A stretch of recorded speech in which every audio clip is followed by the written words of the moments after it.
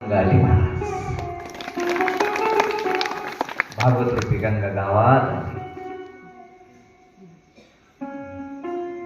मग त्यांचा उद्धार होणार हे निश्चित खात्रीपूर्वक सांगतोय.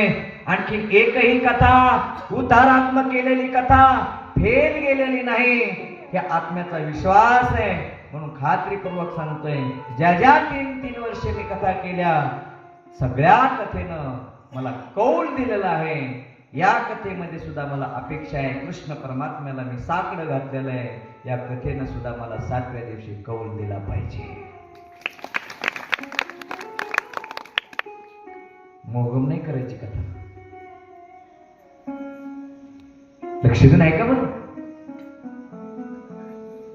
प्रेम युनितील आत्म्याला मुक्त करते, हो करते.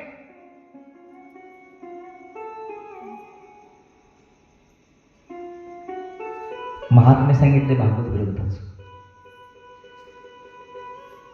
म्हणले पापियाला मुक्त करते करते. तुंगभद्रा नदीच्या किनारी एक आत्मदेव ब्राह्मण राहतो.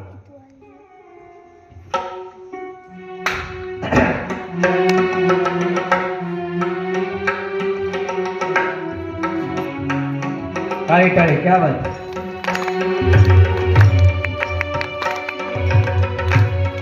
तुंगभद्रा नदीच्या किनारी आत्मदेव नावाचा ब्राह्मण राहत होता. सगळं होतं महाराज संसारात. त्याच्या काय कमी होत, काय कमी नव्हतं त्याच्या संसारामध्ये. फक्त परिस्थिती कठीण होती. संसारातलं फळ जर काय असेल,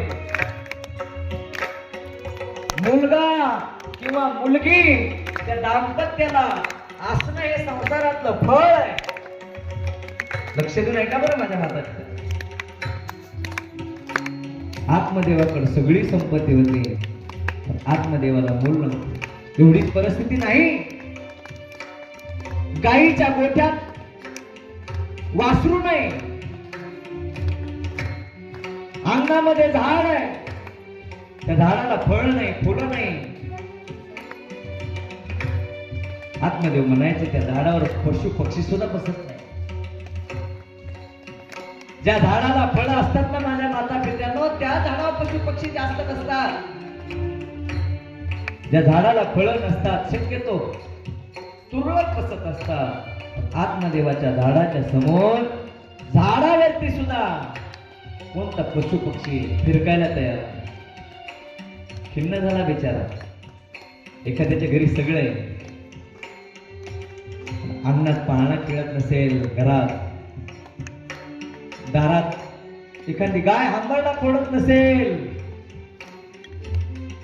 गोमूत्र दारामध्ये असून सुद्धा ते गोमूत्र पवित्र होत नसेल. लक्ष देऊन ऐका बरं. खूप विचारात्मक, सकारात्मक आणि अनुभवपूर्वक बोलतोय. प्रत्येक गोष्टीचा पुरावा जर मला विचारला तुम्ही कथा संपल्याच्या नंतर, तर प्रत्येक गोष्टीचा पुरावा कोणत्या ग्रंथामध्ये आहे हे सगळं बुवा सांगणारा माणूस आहे. अनुभवात्मक बोलतो. ग्रंथातलं अध्यात्म सांगतोय मी तुम्हाला.